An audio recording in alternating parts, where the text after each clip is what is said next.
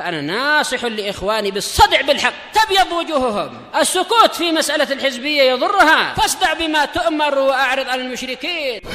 سلامي على دماج ورجالها والشيخ يحيى ودار العلم يا سعد بانيها. Bismillahirrahmanirrahim. Waalaikumsalam warahmatullahi wabarakatuh.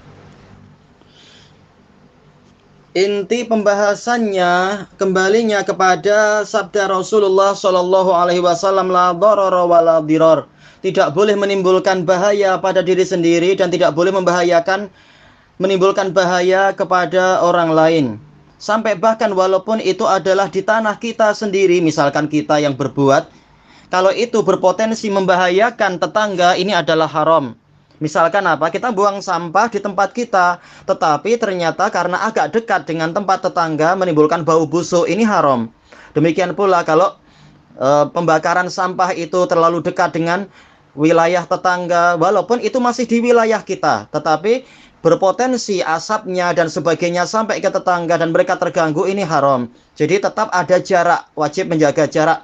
Demikian pula perkara yang jauh lebih besar, yaitu mengeruk tanah. Mungkin tanah itu milik kita sendiri, misalkan kita, atau milik orang yang menjual tanah, tetapi tetap wajib ada jarak antara pengerukan itu dengan batas minimal dari tanah tetangga, karena dikhawatirkan menimbulkan doror, dan dorornya ini bahaya, masalah nyawa, masalah kehilangan tempat tinggal dan sebagainya. Wajib ada jarak. Lalu berapa jaraknya? Ini tanggung jawab pemerintah. Apabila pemerintah menetapkan jaraknya sekian-sekian, maka itu wajib ditaati. Karena kita bukan pemberontak. Kita wajib untuk menaati pemerintah dalam perkara-perkara yang sifatnya pemerintah berijtihad demi kemaslahatan kedua belah pihak. Adapun kalau jaraknya sudah ditaati, jarak minimal, maka boleh saja penjual tanah, pemilik tanah untuk menjual tanah dia untuk dikeruk dan sebagainya, itu hak dia. Karena sudah disepakati, yaitu pemerintah sudah dengan ijtihad mereka menetapkan ini sudah di luar batas minimal, yaitu sudah jarak beberapa meter, tidak membahayakan rumah tetangga dan sebagainya. Adapun kalau sampai membahayakan rumah tetangga, walaupun itu masih di tanah dia, tapi sudah yaitu apa? Memasuki batas minimal, jarak minimal keamanan, maka ini haram, ini dosa besar, bukan dosa kecil. Karena betul-betul menimbulkan bahaya, mengancam bahaya, menimbulkan rasa takut kepada kaum mukminin. Ini dosa besar, bukan dosa kecil. Maka yang terdolimi dia berhak untuk apa? Menuntut keadilan di sisi pemerintah, atau kalaupun tidak secara resmi menuntut keadilan, mencari titik tengah, mencari titik yaitu solusi perdamaian di antara kedua belah pihak agar dia itu mendapatkan ganti rugi, yaitu apa? Diberi ganti rugi untuk istilahnya mungkin dicarikan tanah yang lain, tempat tinggal yang lain. Ini tanggung jawab pihak yang merugikan tentunya. Adapun masalah ikhwah tersebut sudah membeli tanah, misalkan kita sudah membeli tanah, tapi ternyata kita diingatkan jangan membangun rumah dulu karena akan ada pengerukan. Kita perlu lihat apakah pengerukannya itu terlalu dekat dengan batas minimal atau tidak.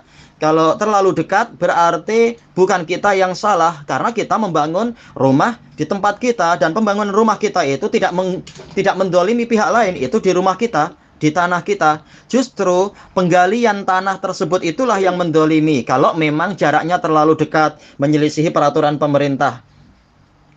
Dan yang berhak dicela,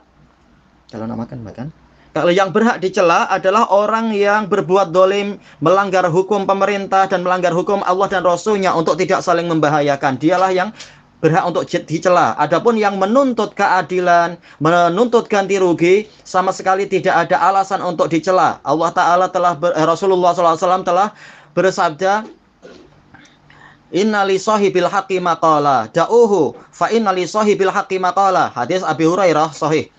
Biarkan dia berbicara, karena pemilik hak, dia punya hak untuk bicara. Itu hak dia. Dia terdolimi dengan kedoliman yang sangat membahayakan. Itu hak dia untuk menuntut ganti rugi. Nah, kalau pihak yang dituntut tidak ingin dilaporkan ke pemerintah secara resmi, maka hendaknya dia aktif untuk meminta, yaitu apa? Menempuh cara perdamaian yang adil.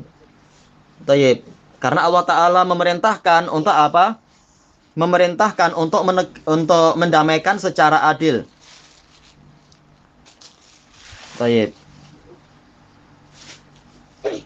Insya Allah demikianlah jawabannya. Berhak untuk menuntut ke pemerintah atau menuntut secara perdamaian. Yang penting tidak boleh dia dirugikan.